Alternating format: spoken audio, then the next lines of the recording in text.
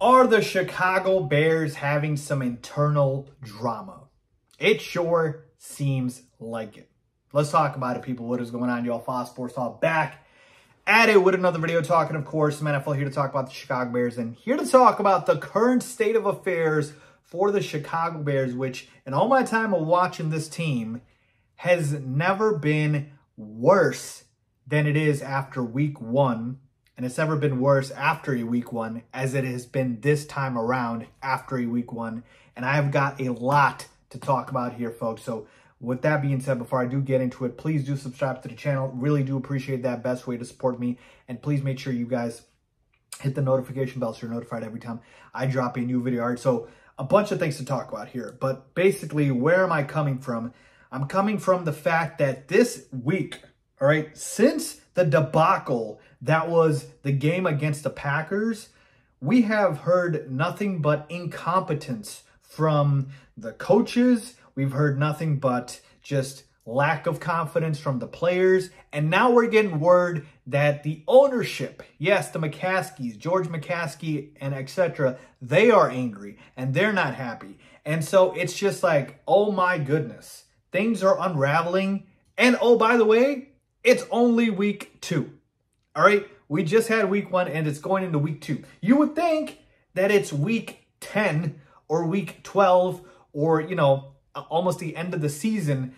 But I can't remember a time, folks, when it was this bad after week 1. All right, the first thought that comes to mind is, you know, back in what, 2018 or 19 when we, you know, had that game, season opener against the Packers and when we lost that game 10-3. I mean, that was pretty bad. You know, they had Super Bowl aspirations that year and whatnot. But, man, I still don't remember if the drama was this bad that time around. The morale is an all-time low, and it almost feels like to the point, which is crazy to me, but it also kind of makes sense that this game against Tampa Bay in week 2 feels like a must-win. It almost feels like, oh, hey, if we don't win against Tampa, we're definitely losing to the Chiefs, and then we're 0-3, and oh, almost a quarter into the season, and people's jobs are going to be on the line. I'm not saying that shouldn't be the case. I'm just saying, wow, that went south real quick. All right, so let's start with this. Number 1, the head coach, Matt Eberflus. What are you doing?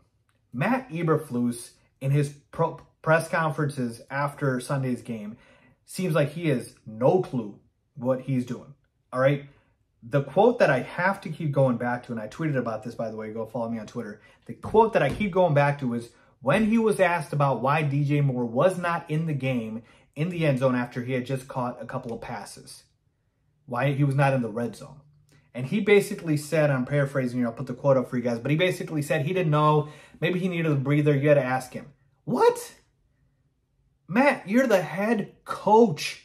Let me repeat that. You are the head coach of the football team. How do you not know why your best offensive player is not on the field when your team is in scoring position? That is incompetence, the definition of incompetence. That answer should never, ever, ever happen. All right? And for the most part, folks, just the energy Matt Eberflus has given so far has been like invisible. I mean, really, what has he brought to the Bears so far? I know we're through one game in this season, but the Bears were 3-14 last year, so at least I have a sample size of incompetence. And yeah, the team wasn't good, but hey, we've seen bad rosters being coached up and winning more games than they're supposed to. Matt Eberflus and its hits philosophy, and Matt Eberflus and the fact that, you know, he's going to bring the culture to the team. What culture? What have you done? The side of the football that you coach has not improved either. All right? I'm going to get to Luke Getsy in just a second here, but Matt Eberflus has not displayed whatsoever head coach traits. I don't see a leader here. I don't see a guy who commands the locker room. I don't see what I need to see from a head coach. I'm not saying it can't change, but my goodness. Get it together, Matt. All right? Step it up. Get it together. All right? The next thing. Let's talk about Justin Fields.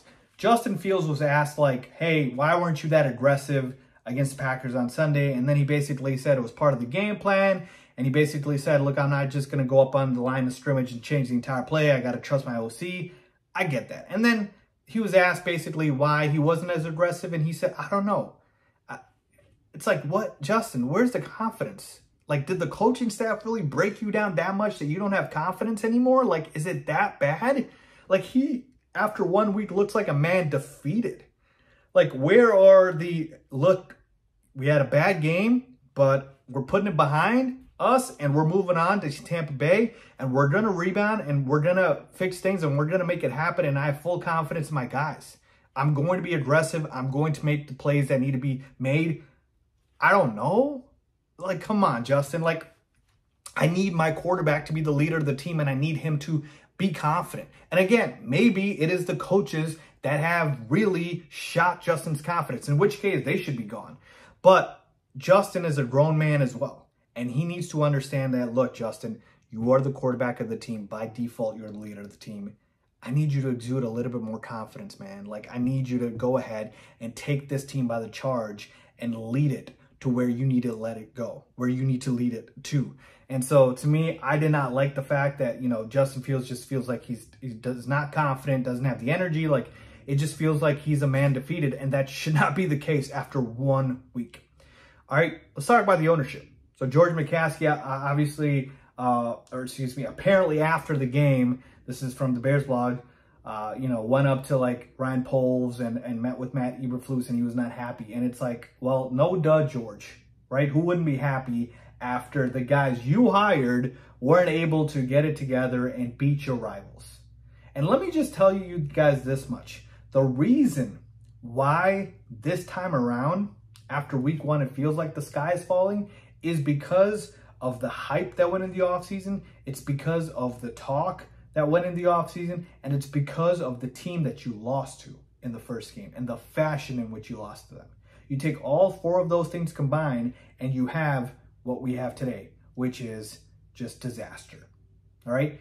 And George McCaskey hired Ryan Poles and Ryan Poles hired Matt Eberflus.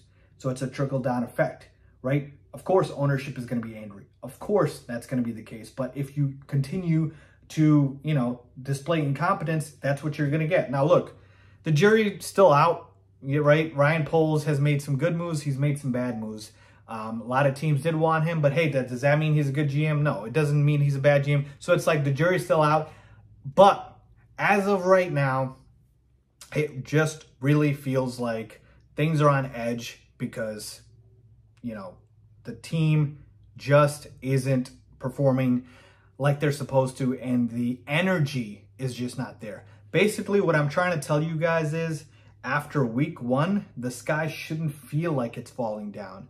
This is supposed to be something where if you're 2-7, if you're, 3-9 or so, like later on in the season, okay, cool, like that makes sense. After week 1, nothing is decided. Where is the confidence? Where is the energy? Where is the, ability to rally the guys around here? Like, it does not feel like anybody's on the same page, right? It feels like, look, ownership is angry, which I get it, but George, you hired these people. You have to look at yourself first in the mirror. It looks like the coaches are defensive. Oh, the game plan, this and that. It looks like the players have lost confidence. Like, everything feels like a mess, and that's why this game against Tampa Bay feels like a must-win. Now, imagine, guys. Imagine if they go to Tampa Bay and they lose. They're going to lose to the Chiefs in week 3. Like, it's that dire of a situation right now. So, I'm really, really hoping, man, that, things turn around. And I'm trying to stay as positive as I can. But it's becoming very difficult, too, because of the fact that it's like, I don't want to repeat the same cycle. I don't want to repeat the same cycle we did with Matt Nagy and Mitch Trubisky, right? And I'm not trying to blame a single person. Everyone's at fault here. But can we just stay together and like actually act like a professional football team?